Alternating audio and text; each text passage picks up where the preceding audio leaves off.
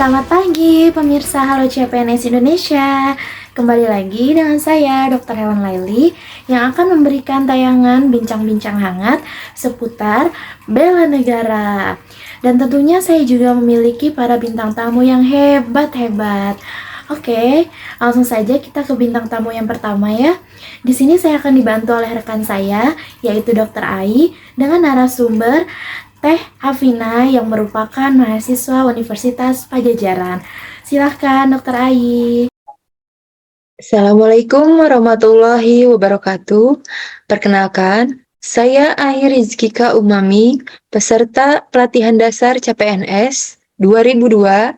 Di sini saya akan melakukan wawancara terhadap salah satu mahasiswa di perguruan tinggi di Jawa Barat.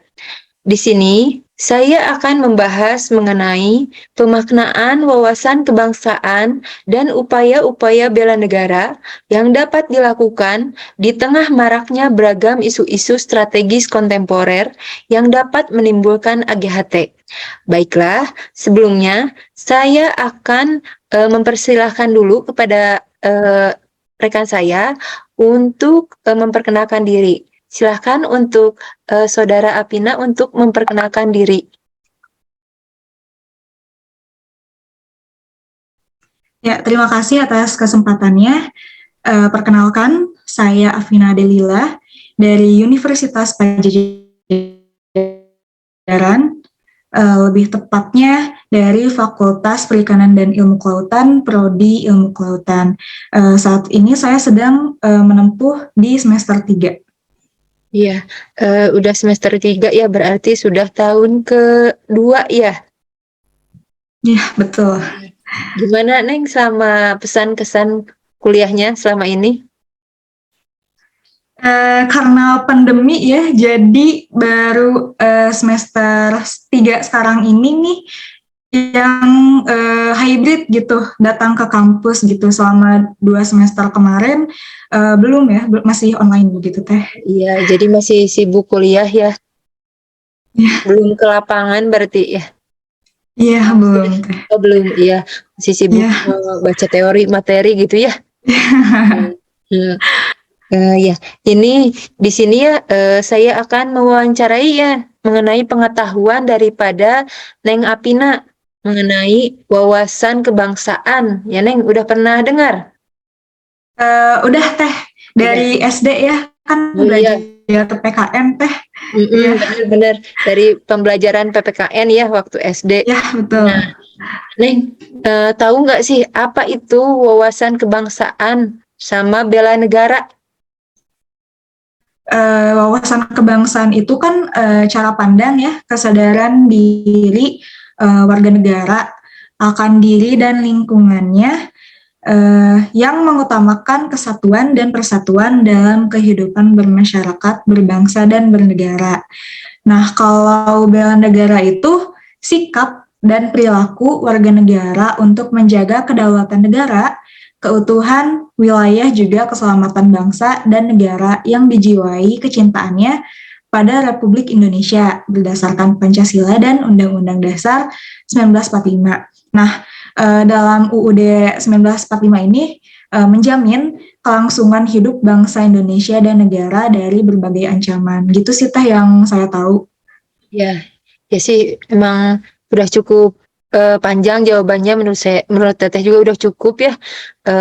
Percaya mahasiswa itu pengetahuannya luas karena lagi masa proses pembelajaran. Jadi pasti segala buku itu udah dilahap ya kalau oleh mahasiswa. Neng, mau nanya lagi, kegiatan apa aja yang udah Neng lakukan di kehidupan sehari-hari buat mewujudkan sikap bela negara?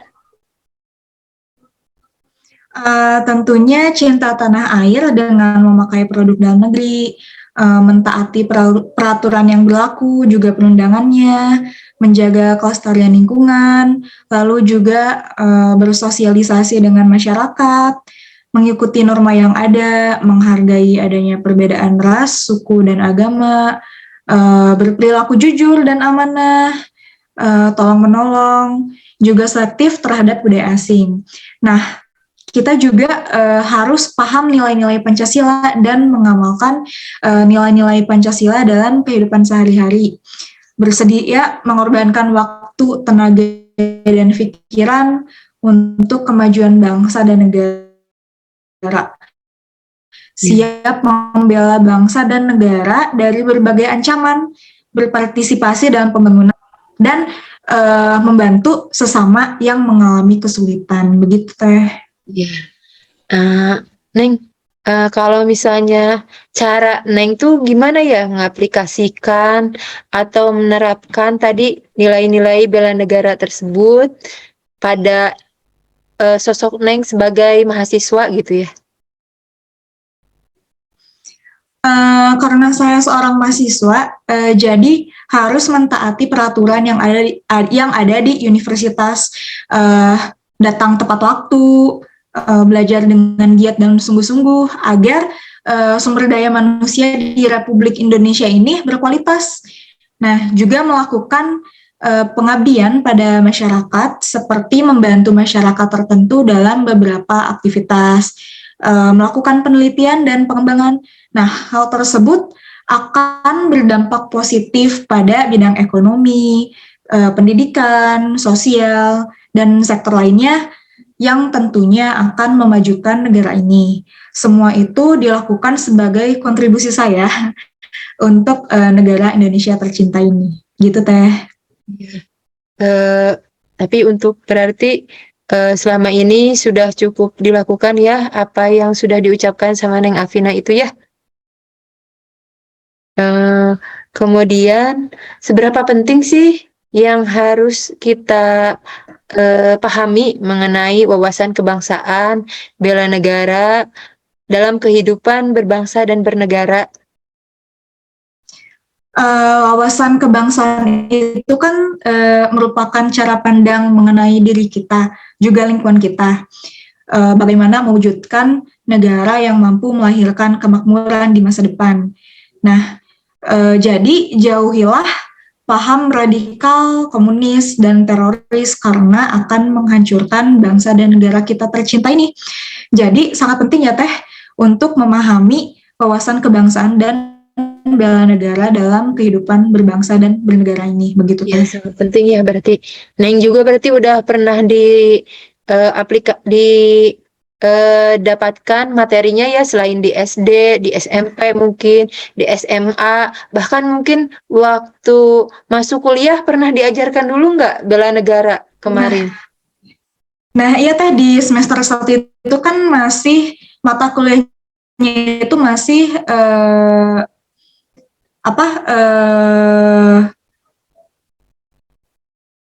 pilihan ya, mata kuliah pilihan gitu. Jadi Masih ada di berarti paket. Jadi ada ya, ya. ada. Jadi di semester pertama itu pasti ada PPKN begitu Teh. Iya, ada bela negaranya ya. Kalau zaman saya, Iya, betul. karena mungkin saya tuh di eh, kedokteran itu bela negara udah nggak ada. Jadi saya tuh cuman dapatnya SD, SMP, SMA aja. Tapi Rima masih Gitu dapat Teh. ya, alhamdulillahnya. Iya, alhamdulillahnya masih dapat ya di semester pertama ini. Nih, Neng udah kontribusi apa yang udah dilakukan dalam menghadapi isu-isu kontemporer? Isu kontemporer itu contohnya penyebaran hoax gitu ya. Banyak kan ya sekarang penyebaran hoax, apalagi lewat WA gitu ya. Pesan-pesan yang nggak tahu nih, ini bener apa salahnya dari satu orang ke satu orang yang lainnya dikirimkan tanpa dipikir terlebih dahulu, kemudian akhirnya jadi berantai ya, satu orang udah percaya terhasut, satu orang percaya terhasut, jadi banyak orang yang terhasutnya banyak, ya tentu itu bisa menyebabkan perpecahan ya. Nah, gimana sih sikap Neng dalam menghadapi isu kontemporer seperti yang Teteh jelaskan tadi? Jadi isu kontemporer itu kan isu yang menyebabkan ancaman, hambatan, dan gangguan ya Teh. Iya. Kontribusi terhadap isu kontemporer caranya itu dengan tidak mudah percaya sama berita yang disebarkan atau berita hoax tadi ya Teh, harus dicek ulang dulu karena jika kita tidak meng-cross check isu-isu tersebut bisa menimbulkan perpecahan yang bisa menimbulkan ancaman dan gangguan bagi negara ini, begitu Teh. Iya, nih menurut Neng tuh isu-isu kontemporer apa aja yang bisa menimbulkan ancaman, gangguan, hambatan, dan tantangan bagi bangsa dan negara ini? Terus jelaskan sama Neng alasannya kenapa. Isu kontemporer yang bisa menimbulkan ancaman, gangguan, dan hambatan itu ada narkoba, terorisme, dan korupsi. Nah, contohnya ini yang korupsi bisa menimbulkan ancaman, gangguan, hambatan, dan tantangan bagi bangsa ini. Korupsi itu bisa mengakibatkan melambatnya pertumbuhan ekonomi negara, menurunnya investasi, meningkatnya kemiskinan, serta meningkatnya ketimpangan pendapatan. Nah, korupsi juga dapat menurunkan tingkat kebahagiaan masyarakat di suatu negara. Nah, jika kemiskinan ini meningkat, tentunya meningkat pula angka kriminalitas yang akan menimbulkan ancaman, gangguan, dan hambatan bagi negara ini. Gitu, Teh. Ya, udah cukup banyak ya, Neng.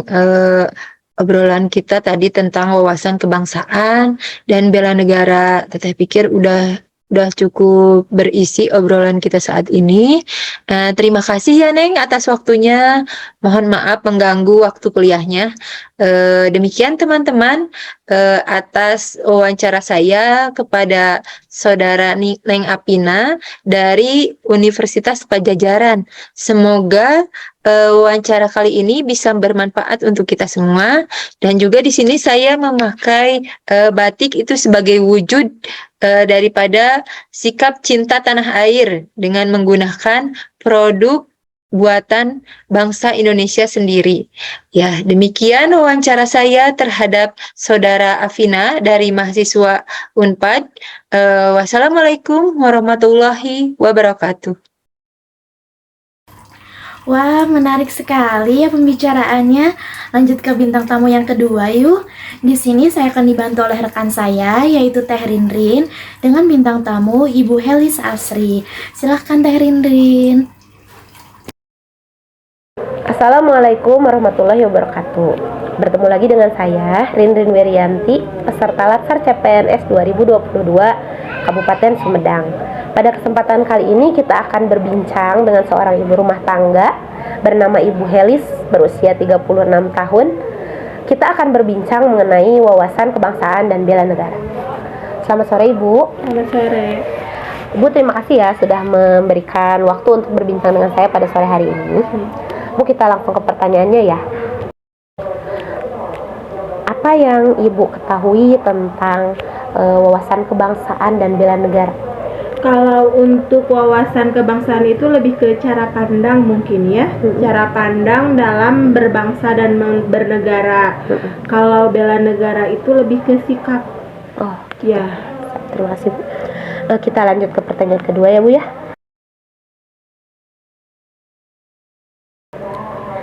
Bu, kegiatan apa sih yang kira-kira sudah pernah Ibu lakukan di kehidupan sehari-hari untuk mewujudkan sikap bela negara? Kalau saya cinta produk Indonesia ya. Oh iya. Contohnya Bu? Batik. Oh iya. Memakai batik. Oh iya, dalam kehidupan sehari-hari ya. Oke, siap. Lanjut ya Bu ya, kita ke pertanyaan ketiga. Bagaimana cara Ibu dalam mengaplikasikan atau menerapkan nilai-nilai bela negara pada profesi Ibu sebagai seorang ibu rumah tangga pada saat ini, Bu? Kalau saya lebih ke menerapkan norma-norma Pancasila ke anak-anak ya dalam sehari-hari. Oh, ditanamkan dalam kehidupan sehari-hari ya Bu ya? Sejak dini ya. Oh. Menurut Ibu, seberapa penting kita harus memahami wawasan kebangsaan dan bela negara dalam kehidupan berbangsa dan bernegara, Bu? Kalau menurut saya penting sekali ya, karena ujung-ujungnya kalau kita tidak menjaga kesatuan negara kita sendiri, itu kan nanti akan terjadinya perpecahan, perang saudara mungkin ya. Jadi itu ya Bu ya, keributan. Iya. Kita ke pertanyaan selanjutnya ya. Bu, seperti kita ketahui ada beberapa isu kontemporer yang sedang terjadi di negara kita ini. Contohnya isu kontemporer yang ada itu masalah cybercrime, kasus Bjorka itu ya, yang sampai sekarang belum terselesaikan. Kemudian ada kasus hoax di mana-mana. Nah, kira-kira kontribusi apa yang bisa Ibu lakukan dalam menghadapi isu-isu kontemporer tersebut, Bu? Kalau untuk hoax sendiri ya, sekarang kan di grup WA itu tiap hari ya ada hoax itu. Kalau buat saya itu cukup sampai saya aja. Oh, jadi tidak menyebarkan kembali ya, Bu ya? Tidak menyebarkan kembali, kalau itu enggak saya. Bu, mungkin ini ada pertanyaan terakhir. Menurut pendapat Ibu, isu-isu kontemporer apa aja nih yang bisa menimbulkan ancaman, gangguan, hambatan, dan tantangan bagi bangsa dan negara kita?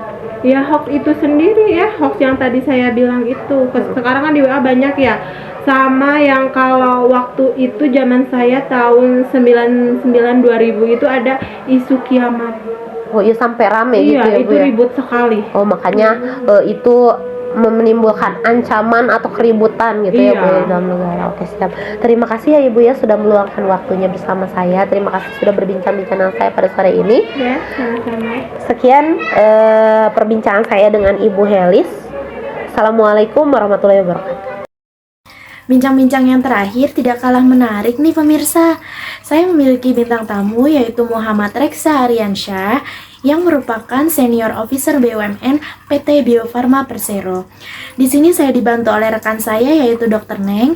Silahkan Dr. Neng. Halo, Assalamualaikum warahmatullahi wabarakatuh. Jumpa lagi dengan saya, Dr. Neng Yuliani dalam acara Halo CPNS Indonesia.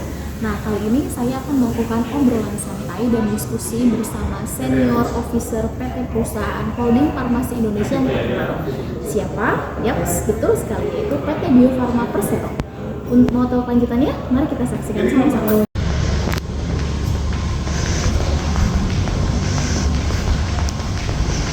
Halo Bapak, apa kabar? Dengan Dr. Reksa ya Pak? Iya.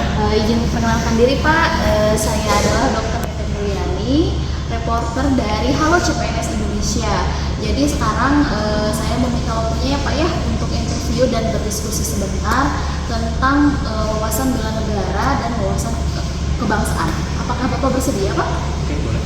Nah Pak, jadi yang pertama apa yang Bapak ketahui tentang wawasan kebangsaan dan bela negara? Jadi wawasan kebangsaan itu adalah jati dirinya kebangsaan Indonesia ya. Entah itu dari sisi sejarah, entah itu aturan yang dibuat dari sisi wilayahnya juga, itu adalah ciri-ciri dari wawasan kebangsaan. Intinya adalah seseorang itu harus tahu apa itu sejarahnya dia, apa itu tentang wilayahnya dia, dan apa itu aturan-aturan yang berlaku ada di Indonesia gitu. Contohnya kita harus saling menolong, entah itu membedakan agama, suku dan lainnya, tapi kita tetap adalah satu Indonesia. Kalau dari sisi bela negara adalah gimana respon kita terhadap bela negara Indonesia ya. Contohnya adalah dengan tanah air, menolong pada saat sesuatu terjadi di Indonesia dan berani melakukan tindakan untuk tanah air kita gitu. Oke. Ya, kemudian Pak, pertanyaan yang kedua nih. Jadi selama ini kegiatan apa saja yang sudah Bapak lakukan di kehidupan sehari-hari untuk mewujudkan sikap bela negara? Contohnya seperti hari ini saya memakai batik, dan kalau di pekerjaan mungkin dengan kasus pandemi kemarin PT Bio Farma membantu Indonesia lewat dari pandemi ya. Selama kita 3 tahun dengan berbagai kondisi pandemi di sini, walaupun tidak direct langsungnya seperti nakes, tapi di sini Bio Farma membantu dari sisi penyelesaian vaksinasi dan lainnya, distribusi vaksin itu dan distribusi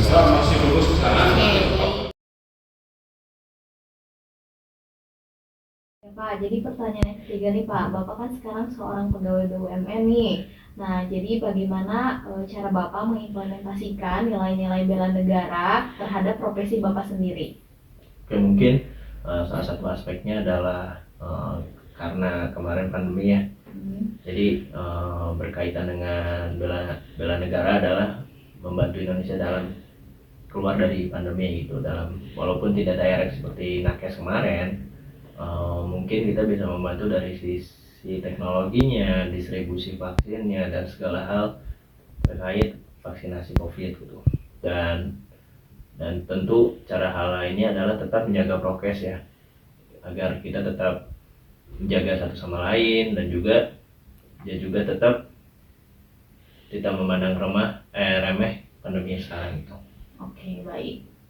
Ya, pertanyaan selanjutnya nih Pak, seberapa penting kita harus memahami wawasan kebangsaan dan bela negara dalam kehidupan berbangsa dan bernegara menurut Bapak? Sangat penting sekali ya. Yang pertama terkait wawasan kebangsaan, tentu kita harus tahu kedaulatan Indonesia seperti apa, dari mulai undang-undang yang kita miliki, apa itu asas Pancasila yang kita punya, dan segala hal yang terkait kedaulatan Indonesia ya, entah itu wilayah, terus aturan, dan juga segala macam yang terkait wawasan kebangsaan. Yang untuk bela negara, tentu kita penting juga ya, dengan segala macam politik yang ada di luar, perang Ukraina dan Rusia dan segala macam, kita tentu harus meningkatkan kesadaran diri kita terhadap bela negara Indonesia gitu. Betul. Dan kedepannya mungkin intinya sih harus kita cinta budaya Indonesia, dan apapun efek dari luar, kita tetap percaya bahwa Indonesia bisa maju. Iya, sip. Nah, tadi kan Bapak sempat menyinggung ya terkait isu-isu seperti hoax, kemudian perang Ukraina sama Rusia. Nah, itu termasuk isu kontemporer ya Pak ya. Isu kontemporer itu adalah isu yang sedang hot atau sedang trending topik saat ini. Nah, saya ingin bertanya nih kepada Bapak, kontribusi apa nih yang bisa Bapak lakukan dalam menghadapi isu-isu kontemporer saat ini, atau isu-isu yang sedang hot atau yang sedang trending topik saat ini? Sebagai Bapak sekarang kan profesinya sebagai pegawai BUMN tentunya ya, BUMN berarti sama kaitannya dengan ASN gitu. Jadi untuk berkontribusi dengan negara dalam menghadapi isu kontemporer.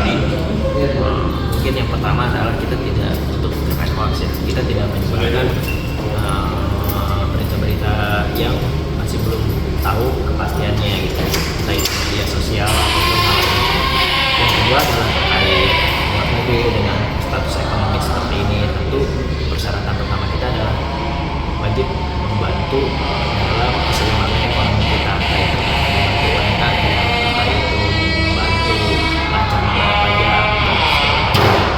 Dan apabila kita dari sisi ekonomi tidak bisa membantu dan lainnya, tentu kita bisa juga dengan saling menolong, membantu satu sama lain di saat pandemi seperti ini. Itu mungkin hal yang penting di saat seperti ini. Ini pertanyaan terakhir Pak nih, terkait isu kontemporer tadi. Menurut Bapak, isu-isu kontemporer apa saja nih yang bisa menjadi ancaman, gangguan, hambatan, dan tantangan bagi bangsa dan negara ini? Mungkin isu-isu kontemporer yang pertama ya terkait hoax ya, kepercayaan rakyat terhadap pemerintah semakin berkurang karena saat ekonomi semakin menurun, kepercayaan orang terhadap pemerintah semakin menurun. Itu salah satu isu yang sangat kuat di Indonesia saat ini. Yang kedua adalah terlalu banyak hoax tentang COVID, terlalu banyak hoax terhadap apapun itu, terhadap pemimpin negara, yang membuat negara Indonesia itu terlalu banyak ngurusin hal internal yang sebenarnya kita bisa fix untuk kedaulatan yang lebih baik gitu.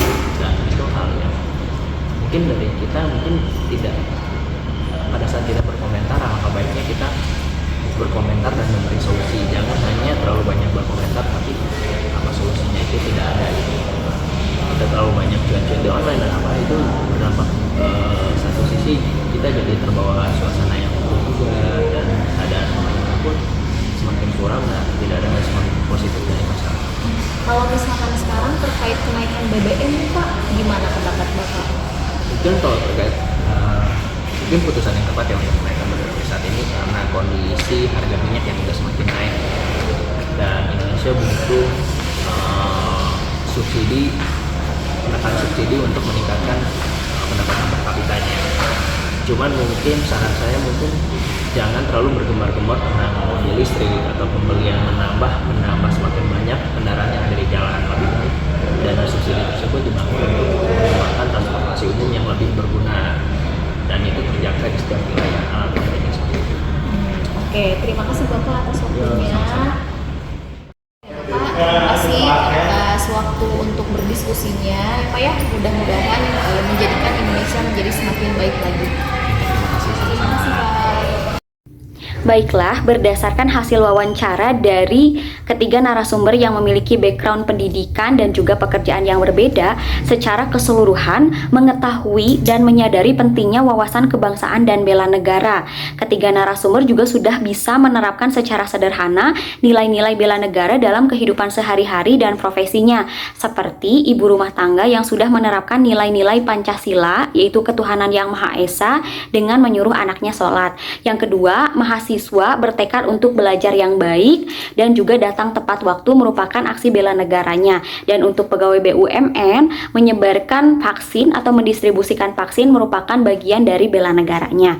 Nah, untuk masalah isu kontemporer, ketiganya sepakat bahwa saat ini isu kontemporer yang mengancam dari kedaulatan yaitu adalah hoax, karena hoax ini menjadi ancaman, tantangan, dan gangguan yang nantinya akan mengganggu kekompakan dari bangsa Indonesia sendiri. Dan ketiganya memiliki kontribusi yang berbeda-beda, yang pada intinya adalah sebenarnya untuk menghentikan hoax tersebut, di mana ketiganya sepakat bahwa ketika menerima informasi yang tidak jelas, mereka akan berhenti untuk menyebarkan berita tersebut, berita tidak jelas tersebut. Sehingga secara keseluruhan ketiga narasumber kami memiliki pengetahuan basic tentang wawasan kebangsaan dan nilai bela negara, dan ketiganya sudah mampu untuk menerapkan secara sederhana implementasi dari nilai bela negara tersebut dalam kehidupan sehari-hari.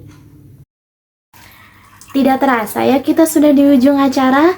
Saya pamit undur diri. Terima kasih untuk seluruh penonton Halo CPNS Indonesia. Semoga tayangan kami bermanfaat untuk kalian semua. Halo CPNS Indonesia, melesat. Terima kasih, sampai jumpa.